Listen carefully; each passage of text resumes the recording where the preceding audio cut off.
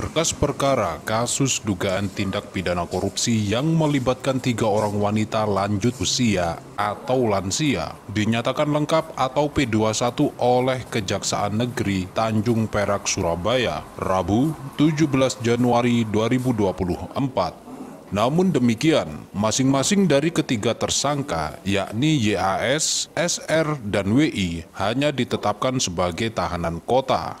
Kasih Intel Kejari Tanjung Perak, Surabaya, Jemi Sandra mengatakan, Koperasi Primkop UPN Veteran Jatim yang saat itu dipimpin oleh YAS ini pada tanggal 3 Agustus 2015 mengajukan pinjaman ke Bank Jatim Syariah Cabang Pembantu Surabaya Utara senilai 5 miliar dengan jenis modal pembiayaan kerja kepada para anggota koperasi dengan prinsip mudharabah dan murabahah. Selanjutnya, pada tanggal 11 November 2015, Koperasi Primkop UPN Veteran Jatim kembali mengajukan pinjaman serupa dengan nilai 5 miliar. Ketiga tersangka diduga melakukan tindakan melawan hukum dengan membuat laporan keuangan dan perjanjian kepada anggota Koperasi Primkop UPN Veteran Jatim secara fiktif.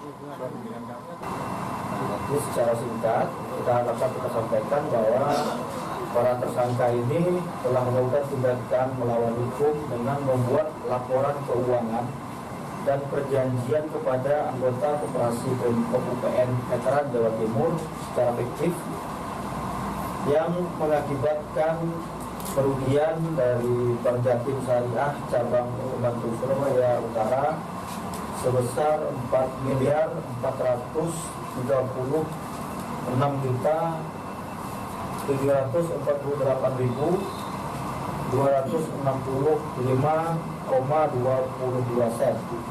Terhadap para tersangka itu kami lakukan penahanan kota Surabaya dan Sidoarjo karena salah satu tersangka itu berdomisili di Sidoarjo. Dasar kami untuk melakukan penahanan kota berdasarkan permohonan dari pengacara dari para tersangka dan mengingat juga faktor kesehatan dan umur para tersangka yang belum memungkinkan untuk ditahan di tahanan rutan. Sementara itu, Kasih Pitsus Kejari Tanjung Perak, Surabaya, Ananto Tri Sudibyo mengungkapkan peran masing-masing dari ketiga tersangka tersebut diduga membuat dokumen-dokumen pengajuan atau permohonan kredit di Bank Jatim Syariah. Ketiga tersangka diduga menggandakan dokumen pengajuan, sehingga diduga dokumen-dokumen itu adalah fiktif. Yang dimaksud fiktif itu adanya double pengajuan. Jadi awalnya ini anggota kan sudah melakukan pinjaman, kemudian ada penawaran dari Bank Jatim Syariah, dan nama-nama itu tanpa pengetahuan dan seizin para anggota diajukan lagi untuk persyaratan permohonan. Kita sudah melakukan pemeriksaan saksi itu 80 sekian.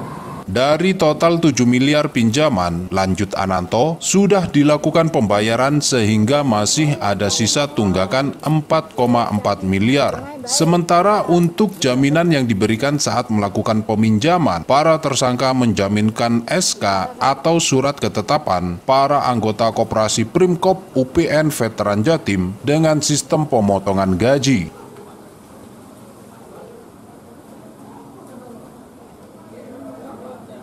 Dari Surabaya, Tim Liputan Potret Kota.